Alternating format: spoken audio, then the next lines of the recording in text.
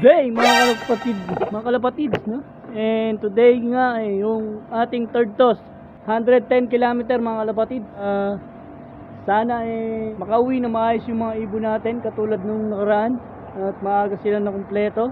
At na-release nga pala yung ibon natin ng 6:40 ng umaga. Pwede na yan. Play, oh.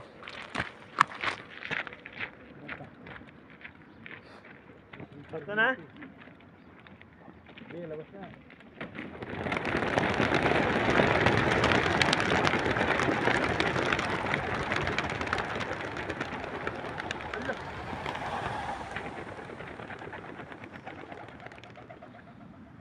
Oh, taas ng lipad ah. Yup. Tayo magtupi na. Tupi na tayo. Yung kay Mike dito matutupi? Hindi na.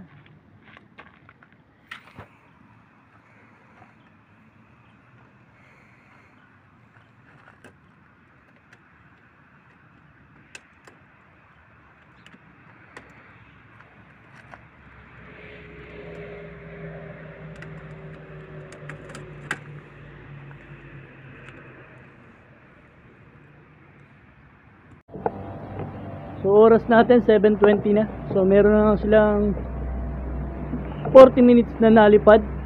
So napaglinis na tayo ng ating loft. Yan, malinis na yung ating loft. Yan.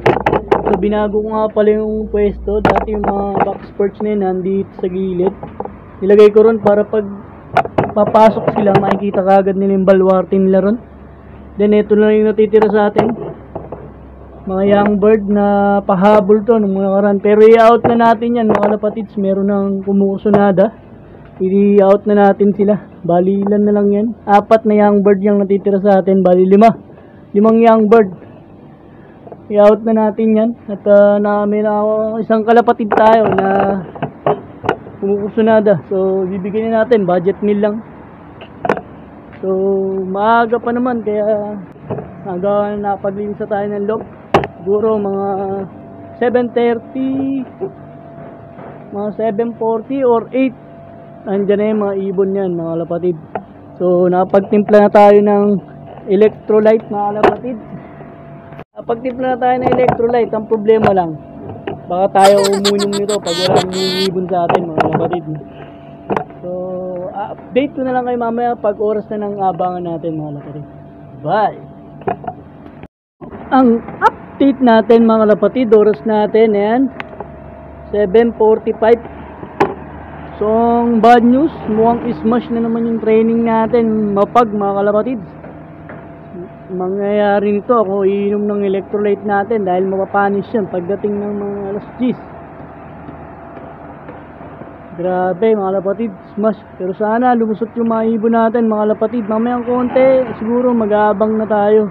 Nag-update lang tayo kasi nga hindi pa rin nawawala yung pag, masyado pa rin mapag mga kalapatid. Sana walang madisgrasya dun sa mga ibon natin. Bye! Update natin, oras natin mga kalapatid. Ayan, 7:49. So mag-i-start na tayong mag-abang. Grabe. Sana maging maayos yung pauwi natin ngayon.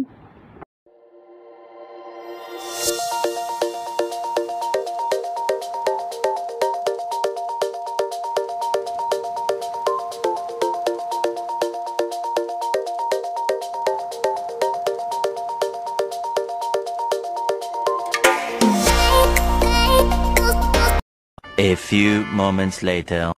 Update tayo mga kalapatid. Oras natin, ayan, 8:01. So 1 hour and 21 minutes na silang nalipad mga kalapatid. So na-release nga yung ibon natin ng 6:40. At wala pa tayo kahit isang ibon. So from 80 km, 110 km tayo ngayon. So in-expect ko mga 10 minutes more. Kailangan meron na tayong pauwi, mga 8:10, 8:20. Para yun nasa tamang uwian ng ibon natin mga kalapatid. Pero dahil nga mapag, expect na natin na may smash yung mga ibon natin mga kalapatid. Huwag lang sana magsaserga yung ibon natin kasi mababaliwala lahat nung ating pinaghirapan. Hindi natin sila may lalaro sa derby.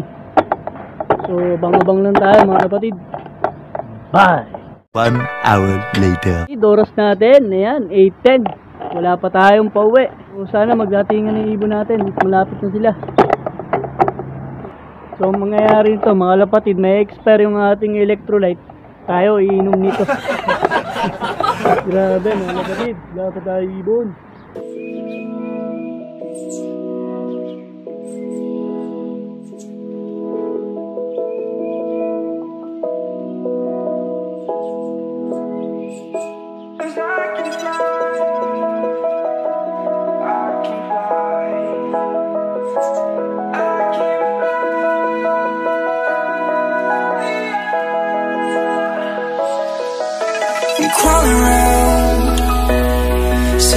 Sabi mga kalapatid, ako naiinom nito. Wala pa tayong pauwi.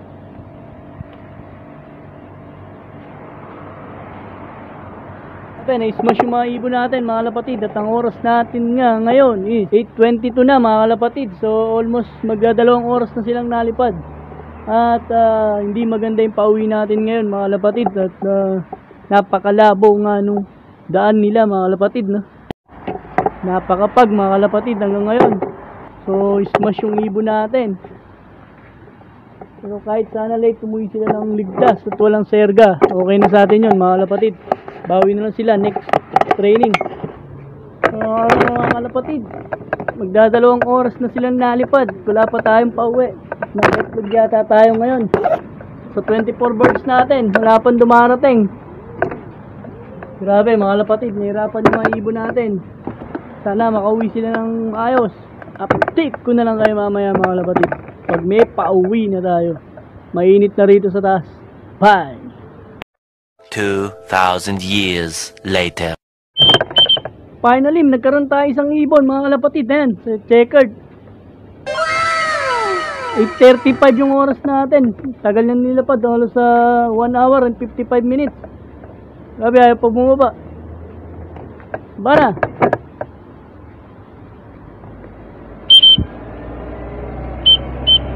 Yan, gusto ko lang.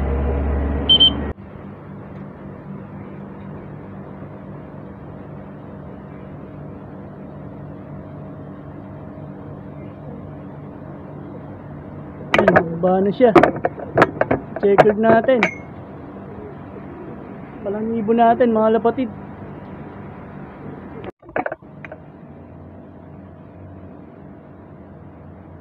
Yan, okay. Grabe, dumating tayo dalawa pa, si Naruto tsaka si Boruto. Grabe, hindi ko na sila nabigjuan nung may kausap tayo sa telepono.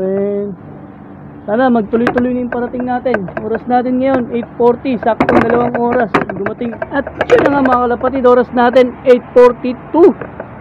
Yan, 2 oras na. Tatatlo pa lang yung ibon natin, nahirapan sila. Gawa nga ng mapag yung daan mga kalapatid. Kagandaan, hindi na tayong iinom ng electrolyte mga kapatid kasi meron na tayong pauwi. So sinali na natin at para makainom na yung mga barata natin sa tatlo.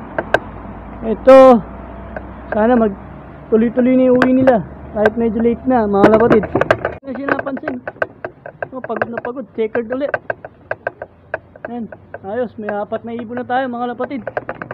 Bigla na lang sila sumusulpot, hindi ko alam kung saan ang gagaling.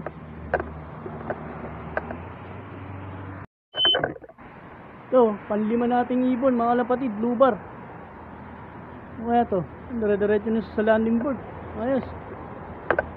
So, panlima. Yan, isang blue bar. Kapatid yata ni Gabi. So, may 5 na tayong ibon. So, 5 pa lang ibon natin mga lapatid. So, alas 9 na mga lapatid. Pakainin na natin yung 5 ibon natin na nakauwi. Para makabawi na sila sa lakas nila. So lilima lang yung ating ibon na nakauwi. Ayan. 2, 3, 4, 5 mga lapatid. Sana yung iba nating barata ay makauwi pa. Update ko na lang kayo mamaya pag meron tayong pauwi pa uli. Bye! Ayan, kain. Ayan.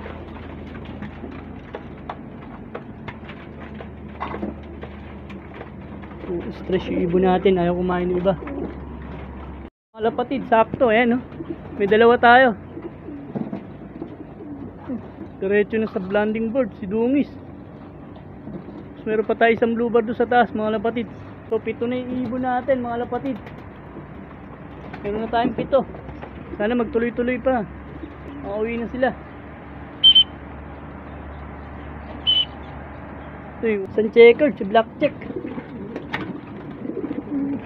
Ayos yan, dararating lang niya. Pang-8. O, sulpot-sulpot talaga yung dating ng ibon mga lapatid. Sana magtuloy-tuloy kahit pasulpot-sulpot at walang disgrasya sa ibon natin. So wala pa si paborito. Puti natin na white grizzle. Sana makauwi siya ng maayos. Ang update natin mga lapatid as of 9:30, 8 lang yung pauwi natin sa kasamang palad dahil nga sa smash na training ngayon. So hindi na natin may hintay yung mga natitirang hindi pa nakakauwi. Gawa ng papasok na tayo sa trabaho. So sana makauwi pa yung mga ibon natin hanggang hapon. At meron pa naman hanggang kinabukasan. So i-update ko na lang kayo next video kung makakauwi pa yung mga iba nating ibon mga lapatids, no? And dito ko na nga pala tatapusin yung aking video mga lapatid. Maraming salamat sa panonood. Don't forget to like, share, and subscribe. Alan Love TV. Bye!